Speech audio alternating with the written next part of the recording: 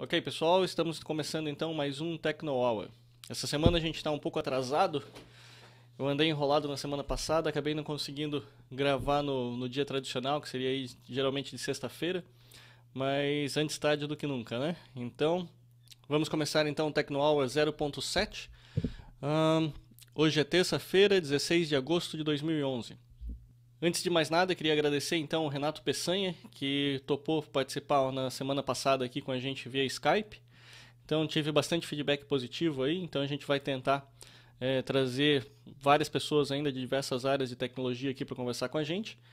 E eu quero ver se eu consigo intercalar tanto, tanto as conversas com o pessoal que eu vou convidar, quanto também continuar fazendo demonstrações de aplicações e tudo mais.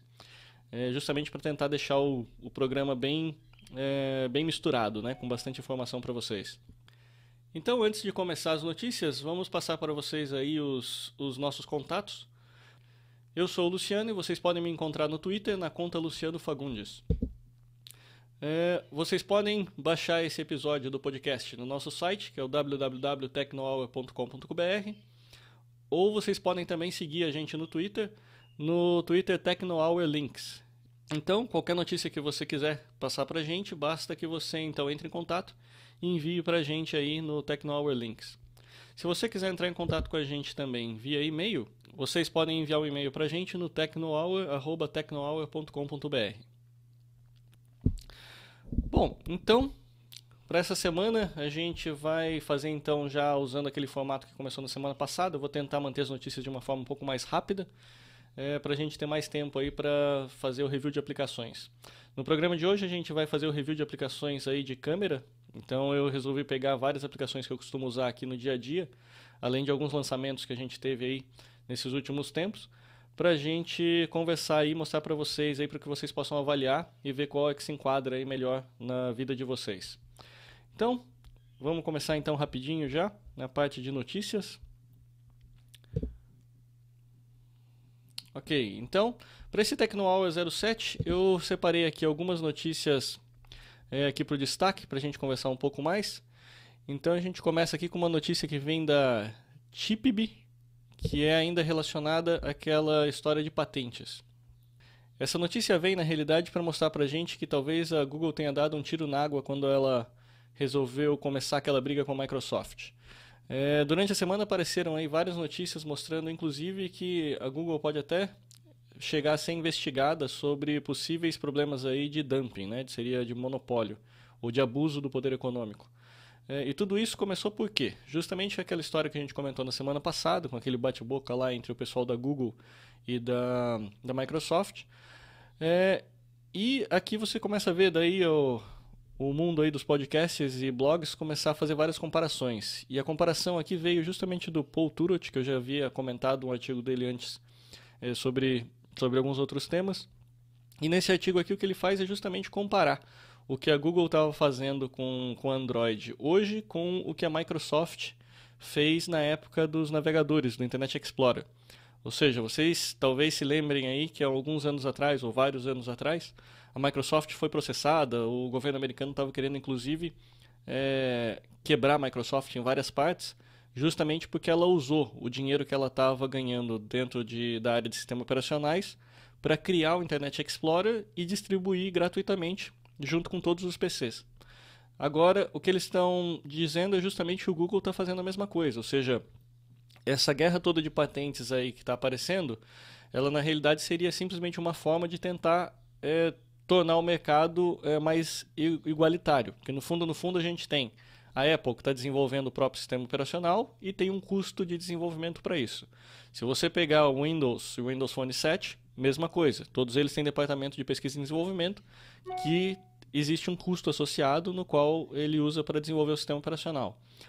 Já o Google não. O Google está usando o dinheiro que viria aí do mercado de buscas e advertisement, né, dentro da rede para criar o Android e distribuir isso daí de forma gratuita. Então, isso é o que estaria configurando então um tipo de dumping, né? Ou seja, no fundo o que está sendo alegado agora é justamente que a Google é quem estaria praticando aí um mercado aí injusto, né? Ou seja, os problemas aí de litigação e tudo mais que estão acontecendo indicam justamente que a Google está usando o poder econômico para entrar em outros mercados. Então, ou seja, vai dar muito mais pano para manga aí. E outro assunto que na realidade não está sendo coberto nesse podcast, mas que é uma notícia que saiu ontem, né? Talvez essa seja a única coisa boa de estar gravando esse podcast um pouco atrasado, é que ontem mesmo já saiu a notícia da Google também, dizendo que a Google acabou de comprar a Motorola. Então, para quem estava brigando com todo mundo por causa de patentes, ela acabou de comprar aí algumas dezenas de milhares de patentes aí, inclusive a patente do próprio telefone celular, né? Ou seja, essa é uma patente que vem da Motorola. Então, com certeza essa briga vai continuar esquentando aí nos próximos meses. E aí a gente vai acompanhar aqui para mostrar para vocês o que está acontecendo. Ok, então a próxima notícia vem do site 9to5Mac, que é justamente uma revisão aí do mercado de games, onde eles dizem aí que a Apple acidentalmente acabou matando todos os consoles tradicionais de games. Então aqui tem alguns pontos bastante interessantes que vale a pena vocês darem uma olhada depois na notícia. A tradução aqui, meio que a tradução livre aqui seria: o presidente da Epic Games sugere que a Apple, uma gigante acidental da área de games, está tornando obsoleto todos os consoles da próxima geração. Isso daqui, o artigo discute, na realidade, a opinião de alguns presidentes aqui de empresa e tudo mais, onde eles estão basicamente dizendo que o poder de processamento que está aparecendo nesses aparelhos, nos tablets, logo, dentro de 2, 3 anos, eles vão acabar chegando no mesmo patamar que a gente tem hoje lá no Xbox e no PlayStation 3. Então eles dizem aí que em torno aí de 2015, 2018, você vai ter tablets que seriam facilmente comparáveis a um Xbox 360 de hoje. E isso vai acabar levando todas as empresas de game, na realidade elas estão muito mais preocupadas em como que eles portam os jogos atuais delas para esse tipo de tablet, né, para esse tipo de mecanismo, do que o que eles vão fazer com o próximo Xbox ou o que eles vão fazer com o próximo PlayStation. Então, o artigo todo está centrado justamente nisso, em como é que essa indústria de jogos está crescendo e qual é o caminho aí que a gente espera, ou que eles esperam seguir nos próximos anos. Então, é uma ideia bastante interessante, porque imagina que, ainda mais se você olhar aí uma Apple TV, que permite que você pegue sem fio, né, via Wi-Fi, e envie as imagens do seu aparelho, do seu tablet, para a sua TV de tela grande, tanto a imagem e o som, você acaba tendo um console portátil tão poderoso quase quanto um Xbox ou um PlayStation 3 ou um futuro PlayStation 4, permitindo que você não só jogue na sua tela grande, mas continue jogando quando você for para o seu carro, ou você vai para a van, ou vai pegar um ônibus, alguma coisa assim. Então essa é meio que a nova faceta aí que apareceu dos tablets e desse tipo de tecnologia, e que várias empresas já estão até, inclusive, questionando se vale a pena ou não continuar investindo aí nos hardwares do PlayStation e do Xbox, justamente porque o ciclo e o modelo de negócios deles já está bem ultrapassado. O fato de você ser obrigado a ir até uma loja para comprar uma mídia, seja um DVD ou um Blu-ray, acaba perdendo um pouco o apelo devido à facilidade que você tem de obter esse mesmo software dentro de uma loja virtual como é a App Store. Então essa aqui ficou aí a notícia principal aí com relação aos futuros das plataformas de games. A próxima notícia vem do IDG Now. Seria relacionado ao novo índice de banda larga, né? Então, para quem não está sabendo, o governo acabou de votar algumas medidas aqui que vão acabar gerenciando aí, regulamentando a forma do oferecimento de banda larga via cabo. Na realidade não seria somente via cabo, mas via, como é que a gente poderia dizer? Via meio físico. Então, essa lei aqui ela não vai tratar nada com referente à banda larga móvel, mas seria o que a gente está acostumado aqui na banda larga residencial, aqui, que seria via cabo, DSL, esse tipo de conexão. Então, hoje, se você olhar qualquer tipo de contrato que você tem aí com a sua banda larga, você vai ver que normalmente eles respeitam, eles são obrigados a te oferecer até mais ou menos 10% da banda que você comprou. Então, no fundo, embora você tenha comprado uma banda de 1 mega, se ele te oferecer 100k, você não tem nem o direito de reclamar, entre aspas. né? Porque afinal de contas você sempre pode entrar na justiça. Mas digamos que o contrato que eles colocam ali para você, eles se obrigam a te dar apenas 10% da sua banda.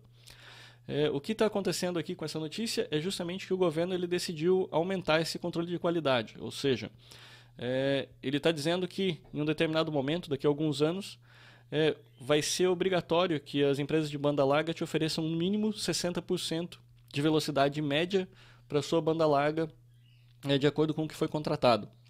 Então, se você tivesse aí uma banda larga de 1 mega, no mínimo a sua média precisaria ser de 600K. Agora, o problema, né, é o seguinte, isso é que vai ser o grande problema para os usuários entenderem. Ou seja, o pessoal vai ter que começar a fazer um marketing pesado em cima disso daqui. Porque no fundo, o que o governo está obrigando as operadoras a fazer é oferecer uma média de 60%. Ou seja, se você medir a sua velocidade de banda larga todos os dias do mês, ela não pode, essa média, e você dividir pelo número de dias do mês, isso não pode ser inferior a 60% da velocidade que você contratou. O que significa que, por exemplo, se em casos extremos, se você ficou sem internet, 0% de banda, por uma semana, e na outra semana você teve o dobro da banda, ou seja, se você contrata 1 mega, você teve 0 mega uma semana inteira, e na semana seguinte você teve 2 mega de velocidade a semana inteira, a média já virou 1 mega, então você teve 100% da sua velocidade de banda. Então, se isso vai ajudar ou não, isso o tempo vai dizer, mas talvez já seja um primeiro passo para conseguir pelo menos disciplinar o setor e trazer aí uma melhor qualidade de serviço para a gente. Okay? A outra notícia vem também do IDG Now. Aqui a gente começa a ver então os primeiros reflexos aqui da chegada do Netflix no Brasil. Embora o Netflix ainda seja meio que vaporware aqui, né, porque todo mundo falou sobre ele aí nos últimos 2 meses aí, mas até agora não chegou nada, ou seja, a única coisa que você consegue fazer é ir até o site deles e se cadastrar. Mas a parte boa é que isso já está começando a fazer as operadoras locais aqui começarem a se mexer. E essa daqui foi uma iniciativa que eu achei já bem legal, que foi um portal lançado aí pela NET e a Globosat, na qual você consegue começar a assistir pelo menos parte da programação desses canais via web. Então o site aqui, o portal, ele chama Mu, que seria de muito legal. E nesse portal o que você precisa fazer é simplesmente se logar. E para você se logar, você vai ter que passar o seu código de assinante da NET. Por isso que é uma parceria Globosat e NET. Então, na teoria, como é que isso daqui deve funcionar? Você se cadastra e com o cadastro que você tem na NET, a Globosat consegue saber quais os canais você tem direito a assistir. No caso, os canais do Globosat seria Telecine, Sport TV e alguns outros. E uma vez que você tem então esse tipo de informação, você acaba então tendo acesso via internet à programação. Eu cheguei a me cadastrar, deixa eu me logar aqui rapidinho e eu mostro para vocês mais ou menos o que vocês vão ver dentro do portal. Okay, então essa é a página principal do portal. Vocês podem ver que eles já mostram aqui alguns destaques já de programação e de filmes. Você vai ter... Eles ainda não chegam a competir com o Netflix, por exemplo. No fundo, principalmente as séries importadas lá, como House ou Big Bang Theory, esse tipo de coisa, eles não oferecem. Mas eles já começaram a colocar uma boa parte da programação deles. Bom, então aqui ele vai mostrar para vocês uma seleção aí com todos os filmes que eles têm disponíveis. E tudo que você precisa fazer para assistir, então, é apertar o play. E mais uma vez lembrando, ele vai mostrar o conteúdo que você já tem acesso na NET, por exemplo, de acordo com a sua assinatura.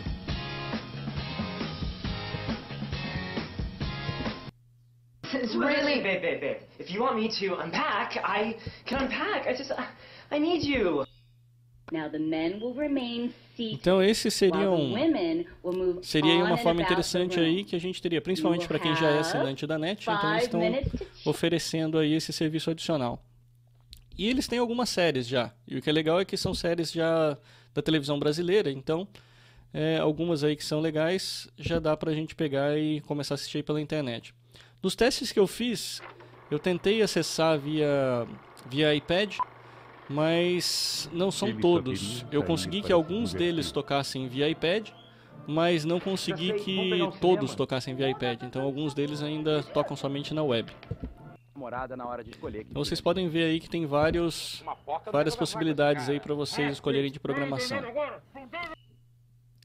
Ok, então esses foram os destaques da semana. Agora eu tenho alguns fatos rápidos aqui para a gente discutir sobre o que aconteceu aí durante a semana.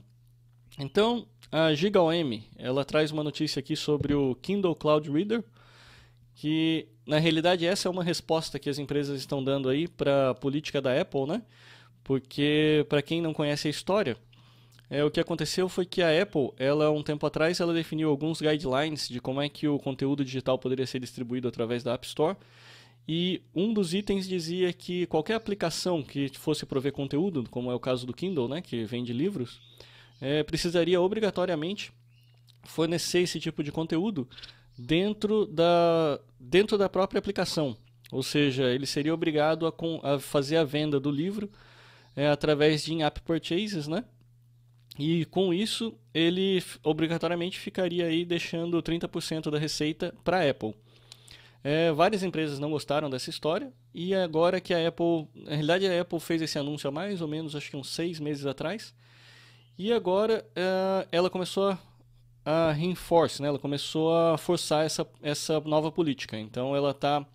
Digamos assim, a punição, caso as apps não fossem adaptadas para essa nova política, seria justamente a remoção da app da App Store.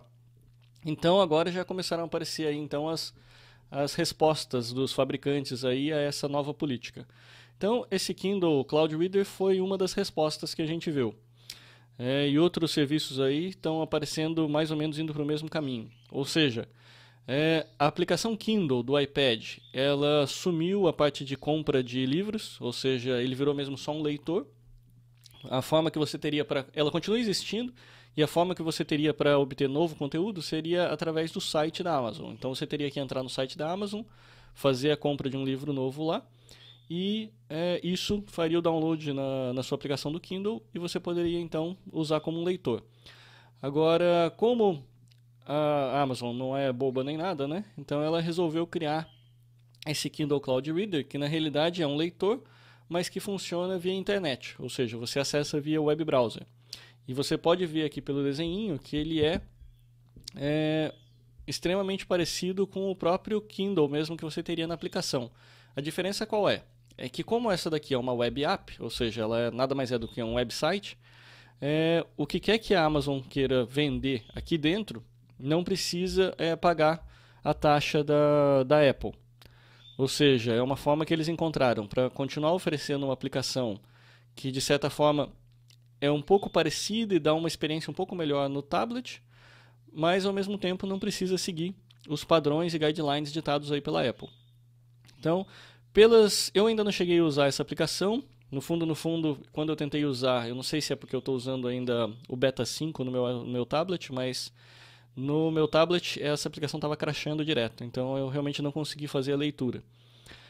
Mas, pelo que eu estou vendo da revisão aqui do pessoal que já usou essa aplicação nos vários blogs aí, eles dizem que, assim, ela está legal, ou seja, para você fazer a leitura e para comprar um livro novo, está funcionando direitinho, mas não consegue chegar e apresentar a mesma performance, a mesma experiência que você encontra na app nativa.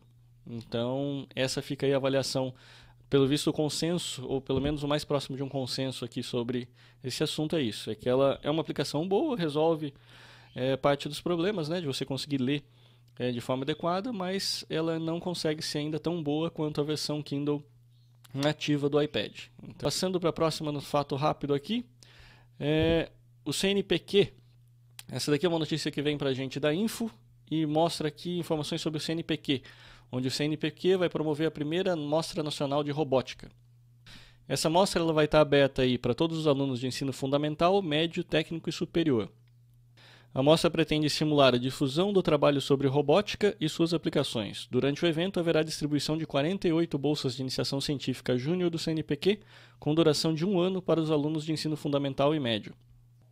Então, as inscrições para a primeira Mostra Nacional de Robótica, elas vão até o dia 19 de agosto de 2011 e eles podem ser feitas pelo site www.mnr.org.br.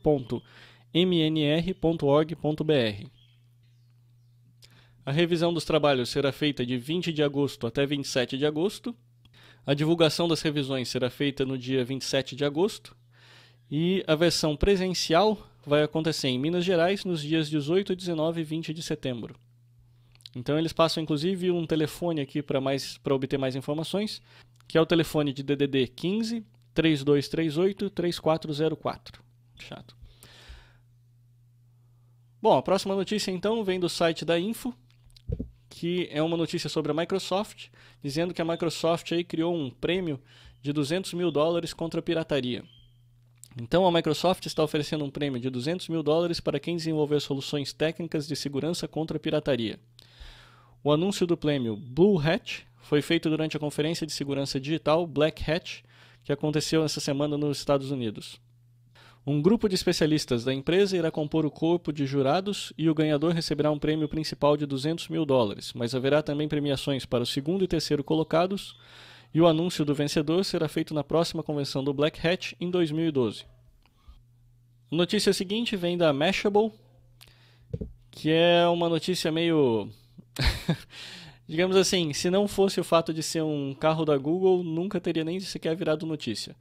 Mas aqui foi uma situação aqui onde os carros automáticos da Google, né? Porque para quem não conhece, a Google tem desenvolvido essa tecnologia de carros autônomos, onde eles colocam uma câmera com sensores de 360 graus nos carros e usam isso em conjunto com os dados de Google Maps para permitir que o carro meio que se dirija sozinho. Então, a notícia foi justamente que um desses carros se envolveu num acidente aí nessa última semana e aí todo mundo caiu matando em cima, né? Ou seja, começou a levantar toda aquela história do a quem é que você responsabiliza, se você responsabiliza o Google porque desenvolveu o software, se você responsabiliza a pessoa que estava lá no banco do motorista, mas não estava dirigindo. Só que no fundo, a Google ainda levantou a história aqui, dizendo que isso é justamente o que eles querem evitar, porque, de acordo com a Google, esse carro se envolveu no acidente, mas no momento do acidente ele estava sendo controlado por um humano. Então a Google disse que foi uma falha humana nesse acidente. Okay. Outra notícia veio para a gente do TechCrunch, que foi aí a lembrança de que a web está fazendo aí 20 anos aí. No caso aqui seria The Web is 20 years old today, mas esse today foi no dia... Então, esse today foi no dia 6 de agosto, porque em 6 de agosto de 1991 foi quando foi desenvolvida a primeira página, o primeiro conceito ali funcional do que viria a ser então a World Wide Web. E o que foi legalzinho foi justamente que eles deixaram aqui um link do que seria o primeiro website. Então, para vocês darem uma olhada aí, esse daqui foi o primeiro website desenvolvido para a World Wide Web. Todos esses links, então, vocês podem encontrar lá no nosso site, que é o www.technohour.com.br.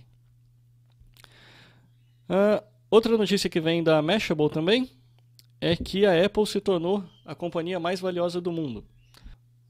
A notícia, então, para a gente traduzir aqui de forma livre, seria que o valor de mercado da Apple acabou de passar o da ExxonMobil, que seria aí a empresa do mercado petrolífero, e fez então com que ela se tornasse a maior empresa do mundo em termos de capital. Isso aconteceu então no início da semana passada e a 1h22 da tarde nos Estados Unidos foi quando as ações da Apple passaram a ser negociadas a $367 por ação, dando então para a empresa um valor de mercado de cerca de 341 bilhões de dólares, passando então brevemente a ExxonMobil naquele mesmo período. Voltando aqui para os fatos rápidos, o próximo vem da TechCrunch e ele mostra aqui para a gente alguns problemas que houveram aí durante a semana com relação aos pagamentos da Google, né? Que são justamente... É mais ou menos o mesmo modelo da App Store, ou seja, os desenvolvedores Android, eles enviam as suas aplicações para o Market, né, que seria a loja de aplicativos da Google, e ali dentro quem faz todo o processo de venda é a própria Google. E o que acaba acontecendo é que geralmente uma vez por mês ou o próximo mês é quando então, uma vez processado todos os pagamentos, a Google envia o cheque para os developers, né, ou seja, faz a transferência eletrônica. E isso é uma coisa que houve algum problema interno dentro da Google, e isso começou a causar algum tipo de atraso, né, e transtorno aí para os developers que estavam esperando receber os valores das suas aplicações. Como sempre, é aquela velha história, né? Ou seja, a Google já está resolvendo o problema, então provavelmente já deve estar até tudo resolvido já à medida que vocês escutarem essa notícia. Mas só para vocês saberem que houveram aí alguns problemas aí durante a semana. Ok, então isso conclui a parte de notícias que a gente tinha para vocês dessa semana. E agora a gente vai passar aqui para algumas dicas que a gente separou para vocês. Bom, então eu sempre que eu vou descobrindo alguma ferramenta nova aqui do Lion, né? Porque agora ele virou a bola da vez aqui pra gente no desktop. Eu vou deixando marcado justamente para mostrar para vocês algumas coisas simples aí que pode facilitar bastante o dia a dia. Então eu vou trazer o Lion aqui para a tela de vocês, uma dicasinha que eu achei bem legal essa semana. Bom, esse daqui é um vídeo que eu havia feito aqui bem pequenininho, na realidade foi até feito meio sem querer, quando eu estava lá no WWDC.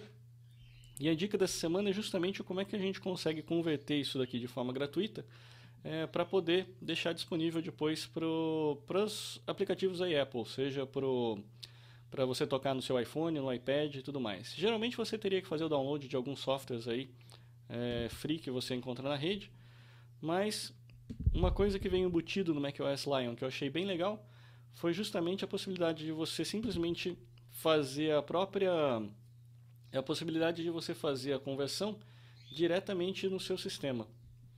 Então eu peguei aqui o meu Finder, ou seja, esse daqui é aquele vídeo que eu estava mostrando para vocês. Tudo que eu preciso fazer então para converter é clicar com os dois dedos, né, no trackpad, ou seria o equivalente ao botão direito, e vocês vão ver que a última opção aqui desse menu é justamente codificar os arquivos de vídeo selecionado. Então isso daqui vai abrir um programinha da Apple, onde você vai poder então escolher a forma que você quer fazer a conversão. Deixa eu dar um zoom nele. Então aqui vocês conseguem visualizar melhor. Essa daqui é a janelinha então que aparece para fazer a codificação da mídia. E aí ele permite que eu escolha se eu quero fazer a conversão para 480p, ou seja, seria resolução, né? 720p, que já é alta definição, ou 1080p, que seria aí a alta definição aqui do Brasil. Se eu quiser converter somente para áudio ou para algum outro tipo de resolução aqui da Apple. Bom, então você teria todas essas opções aqui para você poder escolher a codificação e você escolhe se você quer tornar ele mais compatível ou você quer uma melhor qualidade, ou seja, é justamente para você mexer no tamanho do arquivo que você vai gerar, né? E aqui ele dá a descrição para você, no formato que ele vai gerar, que é o H264, a resolução 640 por 480, e o vídeo aqui que então ele vai gerar aí um data rate de mais ou menos 1.5 MB. E o áudio seria 128K a 44 kHz. Tudo isso daqui vai variar de acordo com a resolução que você escolher. E ele mostra também a lista de compatibilidade, ou seja, esse daqui pode ser rodado então num iPad, no iPhone 4, no iPod Touch de quarta geração, numa Apple TV, e de acordo com o que você escolher aqui, é o que você vai ter de possibilidades. Então no caso de 1080p, ele diz que ele vai rodar somente no Mac e no PC, justamente por causa da resolução, né? Bom, então essa é a dica que fica aqui para vocês, porque é uma forma fácil e que já vem direto no seu sistema operacional para você poder fazer conversão de vídeo. Então qualquer vídeo que você tenha aí, que seja caseiro ou que você importou de uma câmera digital, você basta usar o botão direito e escolher para fazer a codificação de mídia, e com isso você vai conseguir então converter e mandar aquele seu vídeo para você poder assistir depois no seu iPad, no seu iPhone ou na Apple TV. Ok? Essa ficou a dica do macOS Lion dessa semana. Ok, então a gente vai continuar então. Vou fazer magicamente aparecer ali na edição os nomes das aplicações de fotografia que a gente vai avaliar hoje. Bom, então eu vou trazer para vocês agora o iPad aqui na tela, justamente para que eu possa então começar a mostrar para vocês como é que essas aplicações funcionam aí. Bom, a primeira aplicação que eu vou mostrar para vocês é uma chamada PhotoSynth, que é uma aplicação desenvolvida pela Microsoft. Essa aplicação é uma aplicação feita para iPhone, tá? E o papel dela é de criar panoramas. Então você tem até algumas aplicações na App Store feitas para desenvolver panoramas, mas o que é interessante dela foi a forma como eles implementaram e ficou muito legal. Então, como é que funciona? Aqui a gente está vendo aqui meu estúdio, né, a bagunça toda do estúdio onde eu estou gravando, mas a ideia aqui qual é? Você simplesmente toca na tela e ele mostra a primeira foto que ele tirou, com esse quadradinho verde. E à medida que eu for girando, ele vai tirando as novas fotos. Então eu consigo ir acompanhando e eu posso fazer panoramas não só na horizontal e vertical, eu posso fazer panoramas não só na horizontal, mas também na vertical. Então se eu começar a incluir aqui as outras fotos, ele vai tirando a foto para mim. E uma vez que você consiga terminar as fotos, né? Então ele vai tentando sempre encaixar as fotos aqui à medida que ele consegue. Mas à medida que você vai fazendo então as fotos, você vai juntando então o seu ambiente todo aqui em 360 graus e você manda finalizar. Quando você finaliza, ele cola essas fotos todas juntas. E o legal é justamente o efeito que ele dá quando essa colagem termina. Porque eu posso então me movimentar dentro da foto para ver o que está acontecendo no meu panorama aqui. Então, deixa eu ver aqui, eu tenho alguns para mostrar para vocês. Então a gente pode dar uma olhadinha aqui para ver. Deixa eu ver se eu tenho aqui mais alguns para mostrar. Então ele tem aqui dentro dele um tipo de um catálogo aqui com vários panoramas que foram feitos. Então você consegue daí carregar da internet e você pode então se movimentar e ver 360 graus o que as pessoas fizeram. Porque existe um site do Photosynth onde você submete os seus panoramas. Então é gerenciado tudo lá pela Microsoft mesmo e você consegue então visualizar não só os seus, mas também das outras pessoas. E se você quiser também, você vai poder compartilhar via Facebook, no qual você posta daí um linkzinho no seu Facebook para esse site do Photosynth. Então, você vai ser obrigado a ter você vai ser meio que obrigado a ter o site do Photosynth, né, uma conta lá, para que as pessoas possam interagir com o seu panorama da forma como eu estou fazendo aqui, que seria você conseguir meio que andar na foto. Agora, se você quiser também fazer o panorama mais tradicional, né, que seria simplesmente você pegar e tirar foto e ter todas as fotos juntos, você até consegue fazer. E daí ele manda para você daí só a foto mesmo do panorama. Mas eu não recomendo muito não, porque para você fazer a foto, eu acho que a foto fica meio feinha. Eu acho que daí tem aplicações melhores na App Store que conseguem fazer a foto de panorama mesmo, como o Panorama 360. Mas eu acho que essa daqui é uma opção gratuita e que vale a pena vocês darem uma olhada, porque é bem legal e funciona muito bem no iPhone. E eu estou usando o iPad 2, então dá para você usar também no iPad 2, mas é uma aplicação desenvolvida para o iPhone. A próxima da lista é o Instagrama. Essa daqui é uma aplicação, inclusive, que a empresa tem um sócio brasileiro e é uma aplicação meio que como se fosse um Twitter de fotos, né? Então você escolhe as pessoas que você quer seguir e todas as fotos tiradas por essas pessoas vão entrando na sua feed. Então é uma feed como se fosse o do Twitter mesmo, né? Um stream de dados. Então eu tenho aqui o do NerdPie, tenho aqui o do Renato Peçanha e várias outras pessoas que eu sigo aqui dentro do Instagrama. E aí você pode comentar e ter toda a parte. É bem parecido mesmo com um Twitter, como se fosse um Twitter de fotos. Então você pode pegar, escolher e seguir as pessoas que você quer ver.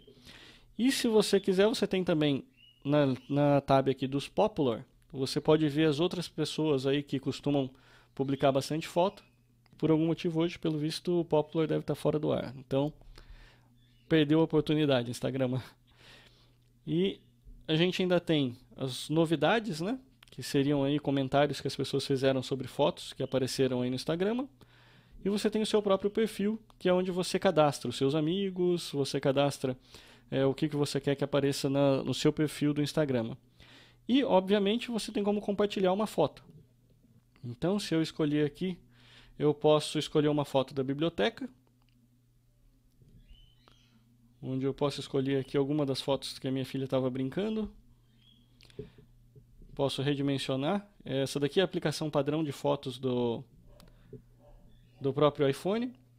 E ele oferece aqui alguns efeitos para você poder meio que brincar com a foto antes de fazer a publicação. Bom, hoje parece que o Instagram não está querendo colaborar com a gente. Então, assim que eles lançarem uma versão mais estável, eu posso pegar e tornar a mostrar para vocês. Tentar pela última vez.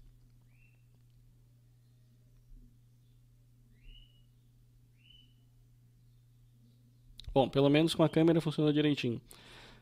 Bom, então ele permite que você tenha, então, tire a foto do que você quiser aqui. E você pode aplicar alguns efeitos para você poder deixar a foto mais bonitinha, para você poder, então, fazer a publicação no seu feed. Então você escolhe o efeito que você quer. É bem simples, essa não é uma aplicação que eu recomendaria se você quer fazer alguma coisa mais interessante com as suas fotos, mas, digamos assim, o papel dela é enviar para o Instagram, ou seja, popular a sua feed.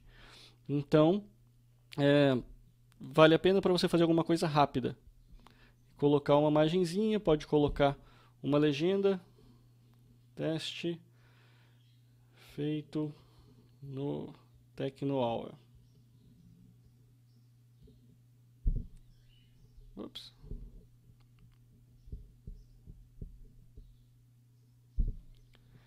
Eu posso ativar ou não a geolocalização, que diria aí minhas coordenadas de latitude e longitude para a foto. E eu posso escolher onde eu quero compartilhar. Se eu quero compartilhar no Twitter, se eu quero compartilhar no Facebook, ou se eu quero simplesmente enviar um e-mail. Com isso, então, eu colocaria a foto no meu feed. Ok? Então já apareceu lá, Luciano Fagundes. Então as pessoas que me seguem vão ver essa foto aqui. Não vão entender nada do que eu fiz, mas vai estar lá. Ok, a próxima aplicação é o Camera Plus. O Camera Plus, ele é uma aplicação bem interessante. Ele foi projetado por um fotógrafo profissional, na realidade, e ele funciona bem legalzinho. Ou seja, eu tenho a opção de zoom, ou seja, ele joga uma camada aqui de, não vou dizer realidade aumentada, mas ele joga aqui uma camada com novos layers aqui de funcionalidade em cima da própria aplicação da câmera que você já tem no aparelho. Então você consegue ter o zoom aí de até 6 vezes. Você consegue fazer a utilização da câmera tanto da frontal quanto a front-facing câmera, né, para você escolher qual você quer usar. E aí você pode tanto fazer algumas configurações aqui, ou seja, você quer que seja o formato normal de utilização da câmera. Você pode ligar o estabilizador de imagens, que vai aplicar algum tipo de processamento para caso você chacoalhe o aparelho, né, enquanto está tirando foto. Você adiciona a possibilidade de trabalhar com timer, no qual você vai então escolher o tempo e vai fazer o atraso quando você for fazer o disparo da foto. Então são todas funcionalidades que não existem por padrão dentro do iOS e que eles adicionam aqui para você. O Burst, né, que seria você tirar várias fotos na sequência. Então tiraram aí, pode ver que já apareceram aqui umas 4 ou 5 fotos. À medida que eu apertei o botão, ele foi tirando várias fotos aí o mais rápido que ele conseguiu. Então são alguns efeitos interessantes aí que você tem para a câmera, para você aumentar a funcionalidade da sua câmera. E quando você estiver pronto, você pode então ver tudo que você tirou de imagem, ou seja, esse daqui foi o Burst, né, que tirou 6 fotos na sequência. E eu tenho a opção de fazer edição, de gravar, de copiar ou de compartilhar. Eu poderia passar também. Geralmente as opções são sempre as mesmas, Flickr, Twitter e Facebook. Então se eu quiser então brincar com essa foto, vamos escolher algumas fotos aqui que eu já tinha deixado preparado para editar. Então essa daqui foi uma foto que eu peguei para mostrar para vocês o efeito de tilt, porque aqui são vários efeitos que você vai ter. E a grande vantagem dessa aplicação é que os efeitos são todos eles feitos de uma forma também fáceis para você usar na tela. Então se eu quiser efeito nenhum, se eu quiser aumentar a claridade do ambiente, se eu quiser fazer um efeito de automático, né, para ele deixar o balanceamento de cores e tudo mais no automático, um efeito que seria de flash, ou seja, eu clareio toda a imagem, um efeito de luz traseira. Então, eles usaram bem mesmo o conceito das máquinas de DSL, né, de DSLR, se eu não me engano, que são aquelas máquinas profissionais. Então, para quem está acostumado a ver aquelas máquinas grandes, né, de configurações, vocês vão ver que aqui, inclusive, os botões são muito parecidos com o da máquina profissional. Deixar mais escuro, deixar com dia mais nublado, sombras e fluorescente, com luz fluorescente. Então, são todos efeitos que você tem aqui. Você pode ver que tem vários aqui efeitos para você poder melhorar a sua foto. Então, essa daqui é uma aplicação bem completa que roda no iPhone. Se eu quiser fazer ajustes, então eu posso girar a foto. Posso fazer o flip de vertical e horizontal. Se eu quiser fazer o corte da foto, então eu quero diminuir essa foto aqui e pegar somente o assunto principal. Aperto o done, cortei. Então virou uma nova foto aqui que eu posso continuar editando.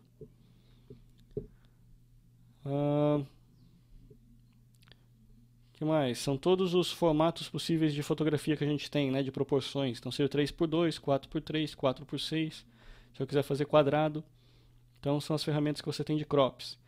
E de efeitos. Efeitos especiais que você poderia, então, aplicar na fotografia. E o legal é justamente que ele já mostra para você todos os efeitos possíveis, né? Se você entrar aqui, logo de primeira você já tem lá os 9 efeitos possíveis que ele oferece. Então você tem HDR, Miniaturize, Polarize e vários outros aqui que você pode daí simplesmente escolher e ele já aplica para você na foto. E aí, se ele tiver opções, você pode apertar na opção e diminuir ou aumentar o efeito que você está querendo. Então eu sei que fica meio difícil de acompanhar esses efeitos aqui, porque por causa da qualidade da gravação aqui do iPhone, mas essa daqui é uma aplicação que é paga, então se você quiser, é uma aplicação que eu recomendo porque ela tem realmente muita funcionalidade. Se eu quiser colocar então bordas, também posso escolher vários tipos de bordas. E depois compartilhar. Compartilhar, mando para o Flickr, mando para o Facebook, mando para o Twitter ou mando via e-mail. Ok? Então essa fica a dica aqui do Camera Plus. Uma aplicação bem completa. Depois uma aplicação gratuita, que é o Photoshop Express, que foi aí a primeira aplicação da Photoshop que entrou nos iOS, né, no ambiente iOS. E, mais uma vez, ela também oferece para você uma câmera, da mesma forma o Camera Plus, mas a interface já é um pouquinho mais feinha, eu diria, né? Ele nem indica para você o quanto que você está tendo de zoom, nada assim. Mas, como é gratuita, vale a pena até para você ter aí, caso você precise usar.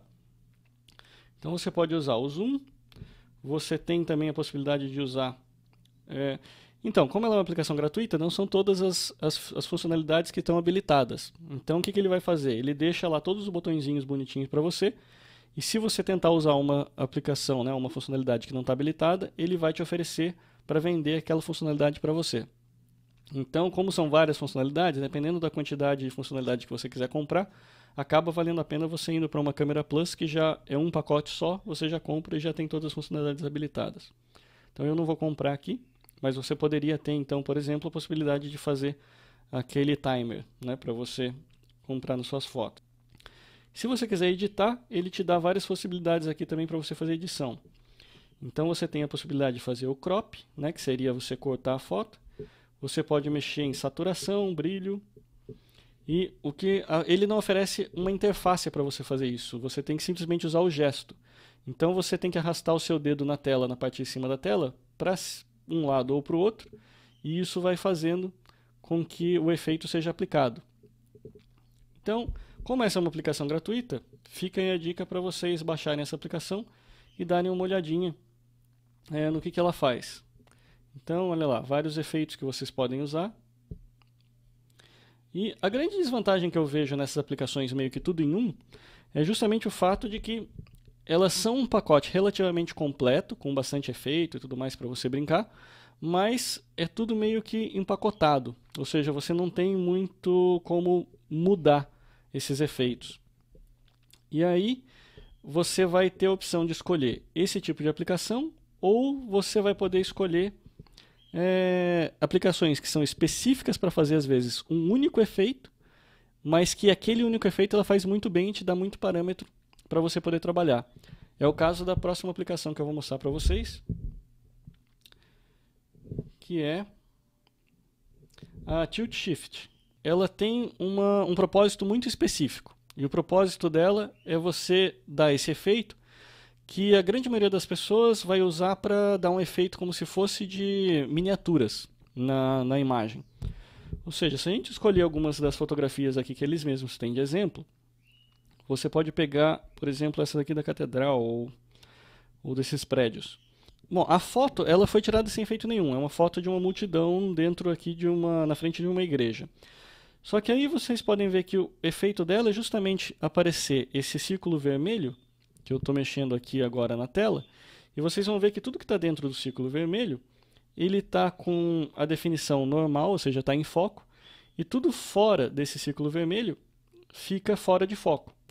Então eu posso aumentar ou diminuir esse círculo usando o movimento de pinch, né, dos dedos, e também posso movimentar para onde eu quiser, aumentar, diminuir, e deixar tudo direitinho. E o legal aqui é justamente isso, é você conseguir aplicar esse efeito de forma que, quando você tira, para quem está olhando de fora, por causa do desfocado, ele dá a impressão de você estar olhando para uma miniatura. Principalmente se você aumentar um pouquinho o contraste. Ou seja, dá uma impressão de que você está olhando para uma miniatura, para brinquedos, ao invés de uma cena de vida real. Então essa aplicação ela é feita somente para isso, é dar o efeito de miniaturização. E isso é um efeito que é extremamente complicado de se fazer quando você está usando uma câmera tradicional, mas que com efeitos digitais é relativamente simples. E o legal é o seguinte, por exemplo, o Camera Plus ele também permite você fazer isso, mas o Camera Plus ele te dá uma visão simplesmente circular que vai estar sempre no centro da foto.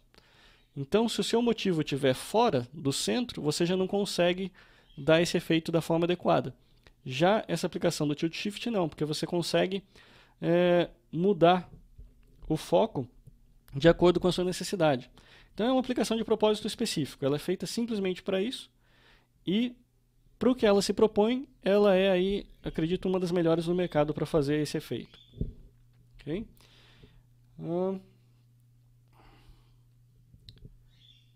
E depois você pode escolher como é que você salva aqui, com a resolução que você quer salvar, e ele vai jogar isso daqui para a sua biblioteca de fotos. Então, uma vez que você faça essa gravação, você pode daí usar o Instagram para publicar no Instagram, ou você pode usar o Camera Plus para mandar para o Flickr, ou aplicar outros efeitos. Então, o Tilt Shift serve para isso. Aí, na sequência...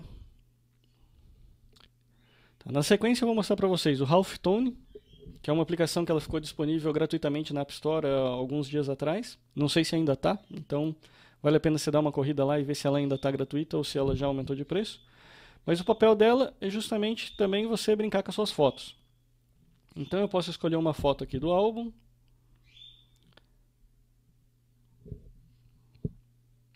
Peguei aqui uma foto da minha filha.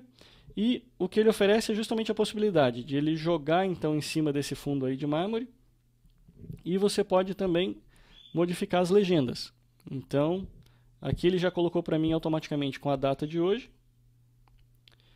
E me deixou também uma legendazinha ali embaixo. Eu posso fazer o que mais aqui? Vamos lá. Eu posso aplicar molduras diferentes.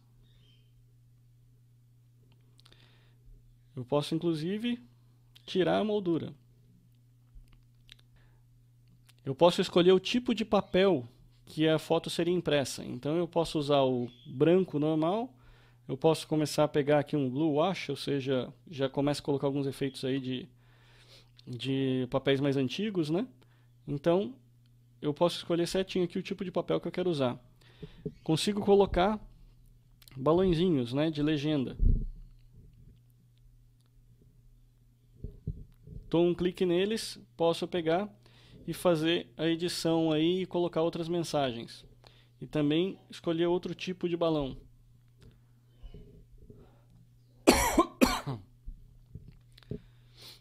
Posso pegar aqui e mostrar de onde que está saindo a voz, né? Ou seja, ele é bem customizável aqui para trabalhar aqui desse jeito. Além disso, consigo colocar aqueles efeitos de quadrinhos, né? Ou seja, coloco de explosão e esse tipo de coisa. Posso escolher os tipos de letra que eu vou querer usar.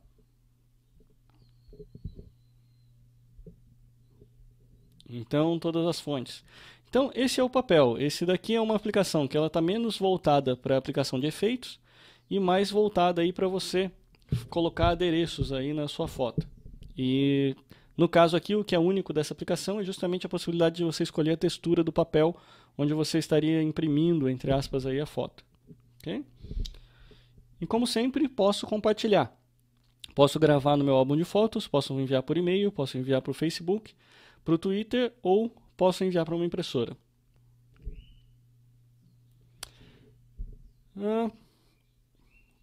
Outro bem interessante, e acho que um dos mais completos da lista, é o Photogene. Então, o Photogene ele te permite fazer muitas coisas mesmo. Então, esse daqui eu não vou conseguir nem acompanhar todo ele. Mas vamos dar uma olhadinha aqui, pelo menos, para vocês terem uma ideia do que ele faz. Vou escolher algumas fotos aqui de quando eu estava na Argentina. Então, você tem aquela parte básica do crop, né, que seria você trabalhar diversos formatos aqui para você tirar pedaços da imagem.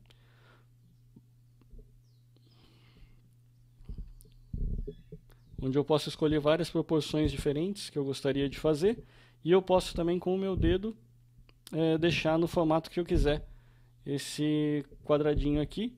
E com isso, definir a área que eu quero cortar. E aí, quando estiver pronto, aperto o botão de crop e aquele quadradinho passou a ser a minha foto.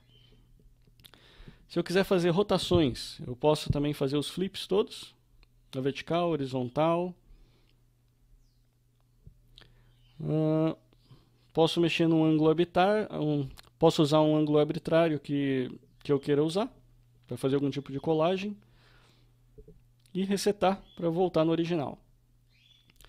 Nos ajustes, eu posso usar os ajustes de exposição e todos eles você já acaba vendo em tempo real do que ele está acontecendo, aumentando e diminuindo a intensidade.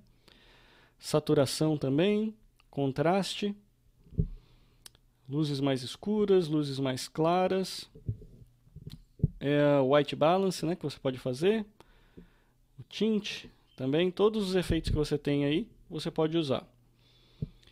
E aí vocês podem ver que a lista só aumenta, né? Ou seja, por isso que eu não tenho também como mostrar tudo aqui para vocês. Para mexer aqui pela balanço de cores do histograma da imagem, das cores, e tudo com um efeito aí de tempo real para você visualizar. Se eu quiser mexer direto nos componentes RGB da imagem, e obviamente limpar toda a besteira que eu fiz, eu posso apertar o reset de todos eles e voltar na foto original. Ok, então além disso eu posso fazer retoques nas fotos. Aqui tem uma ferramenta aqui que eu gostei muito, que é justamente a possibilidade de você fazer aquele efeito de carimbo que geralmente você tem no Photoshop na versão para desktop. Então eu dou um clique duplo na hora que eu quero, no lugar que eu quero fazer o carimbo. Então vocês podem ver que eu tenho essa primeira bolinha aqui, que é justamente o meu original. Então se eu quiser copiar um pedaço de céu e trazer esse pedaço de céu para cá, eu posso fazer. Então ele vai copiar o que quer que esteja na primeira bolinha, ele vai copiar para a segunda. Posso aumentar aqui para vocês verem. Ou seja, tá vendo? É o mesmo céu que eu tenho lá, eu escolho onde eu quero que esse céu apareça e faço done, vira a parte permanente da imagem. Então esse é um efeito bem legalzinho.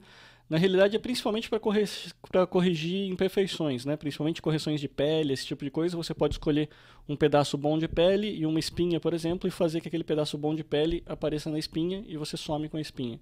Então é bem legal. E aí eu tenho vários efeitos aqui de máscara que eu posso fazer. E a forma como ele aplica também é interessante. Então eu simplesmente escolho o efeito que eu quero e começo a pintar na tela e ele vai modificando para mim. Então, deixa eu ver aqui. Vou escolher um efeito, por exemplo, de grayscale e vou começando a pintar, a tela vai ficando preto e branco. Se eu quiser ver outros efeitos, eu posso pegar seu done, escolher outros efeitos aqui que ele oferece. Vou no Effect Type, simplesmente escolho e o que quer que eu tenha pintado é o que vai aplicando aquele efeito. Então, realmente, essa daqui é uma aplicação bem mais complexa, então não dá tempo da gente ver todas as funcionalidades dela aqui, mas em compensação ela é uma das mais completas que eu já encontrei. Então, realmente vale a pena quem quiser brincar um pouco aí com fotografia. Eu recomendo, para fazer edição de fotografia, eu recomendo o Photogene, e para você tirar boas fotos, eu recomendo o Camera Plus. Ok, então isso completa aí as demonstrações do TecnoHour de hoje, onde eu mostrei para vocês então algumas aplicações da parte de fotografia. Ok, então, para a gente poder encerrar o programa de hoje, eu vou deixar vocês aí com o videoclipe. Vamos trazer o Mac aqui de volta. Essa semana apareceu aqui o videoclipe aí do Google Plus, que foi aí o Google Plus Theme Song by Break Media. Então foi uma musiquinha bem legal que eu achei bastante interessante. Então eu vou deixar vocês aí terminando o TecnoHour aqui com ela, ok? Bom, meu nome é Luciano Fagundes, esse foi o TecnoHour 0.7, eu espero que tenham gostado e conversamos novamente na semana que vem. Um abraço, até mais.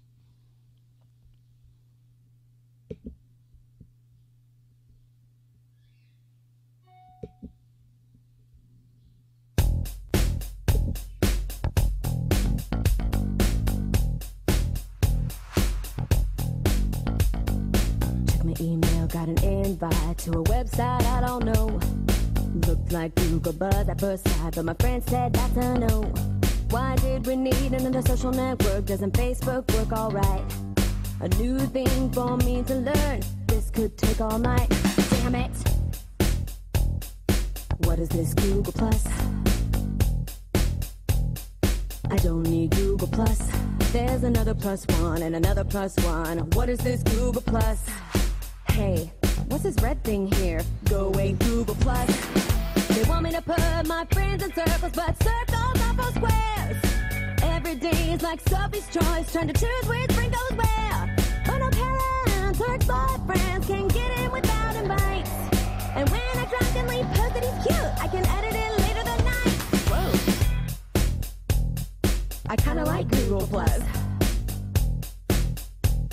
Can't believe I'm on Google Plus.